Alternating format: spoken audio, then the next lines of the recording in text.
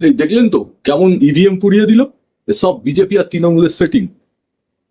দাদা ওটা আগুন লেগেছে, আগুন যে কোনো জায়গায় লাগতে পারে, বিল্ডিং এ আগুন লেগেছে তারপরে গিয়ে পুড়ে গেছে। আনফর্চুনেটলি ওখানে ইভিএম মেশিন গুলো রাখা ছিল।